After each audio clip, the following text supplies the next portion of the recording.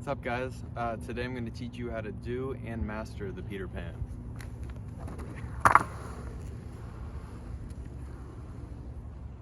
So this trick tip is intended for beginner people that want to learn how to do it, as well as more seasoned riders who want to, step their game up a little bit. I'm going to be showing you different ways on how I've kind of progressed my longboard dancing over time, and trying to help out get people started on the right foot, essentially, to build up their skills. So breaking this trick down, essentially you're just going in a straight line and you're carving. One foot is on one side of the board, you're carving that way, the other foot goes the other side, you're carving the opposite way. I think the most important part to begin with would be getting comfortable balancing on either foot. And so what you can essentially do is literally do that. Skate around and just practice with your right foot and your left foot. It kind of helps when you're doing that to keep your foot dead center of the board at all times, so that way you're not carving to the left or carving to the right.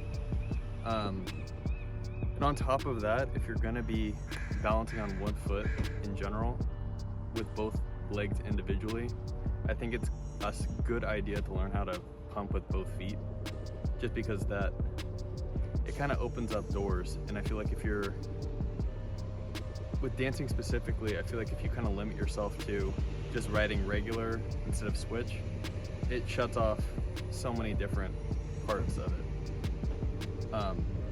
So you kind of want to be thinking in dancing in general, as well as carving, take away your stance and just think about putting pressure on one side of one board. If you put it to the left, you're going to go to the left. If you put pressure on the right, you're going to carve to the right.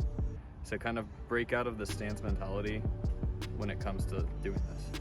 Even though it's hard, I get it. Now, what I think is good is learning how to essentially carve, doing the one half the Peter Pan at the same time. So you can literally carve around in circles, getting used to the feeling of balancing on one foot while carving. You can kind of go around in circles. So getting comfortable with that, and as you can see, kind of going back to the pumping thing, it's a good way to learn how to pump with both feet. But if you're going straight in a line, if you're carving to the left with your right foot, it's very easy to put your foot on the ground. It's very risk-free. And same goes if you're carving to the right with your left foot. If I'm regular, I kind of stand back here and then put my right leg over my left and then left over. And you can kind of do that and just kind of keep it going. But yeah, whenever you want to stop the thing, I find it easier to bring my right over and then bring it back to the left, and then you can stance again. And if you're goofy, it's kind of just the opposite. So standing here, bring your left foot over, right on top of there, left again, and you can kind of just end it there, or you can keep going however you want to do it. Another thing that comes up to mind is, let's say you don't have a massive board like this, and you have something maybe 40 inches or upper 30s or even smaller than that,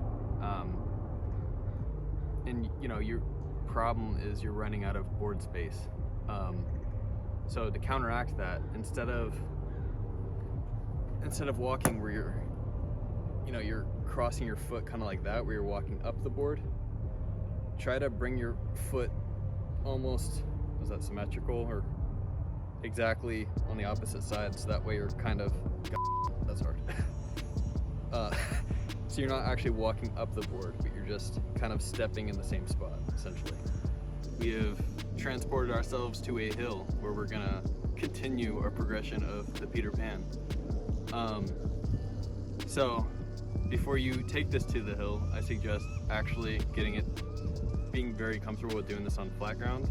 I wouldn't want to do this in a normal neighborhood hill or something like that. You're going to want to find a parking lot or somewhere where there's not a lot of traffic, as well as not really steep either. When you first start doing it, I'd say whatever your strongest or whatever your first leg is, work with that, and pretty much you're going to use the physics of the hill. For example, when you're going down, practice doing like the circles we were talking about earlier, where you're going to be going down, you're going to be carving one way on one foot, and you might be going too fast, you might freak out a little bit, but if you continue that carve, you're just going to go back up the hill a little bit, so you're going to be shaving off speed, or kill it entirely depending on how tight of a turn you're making.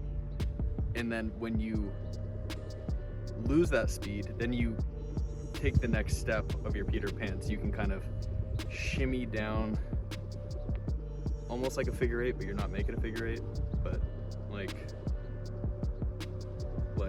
kind of like an S, a nice S.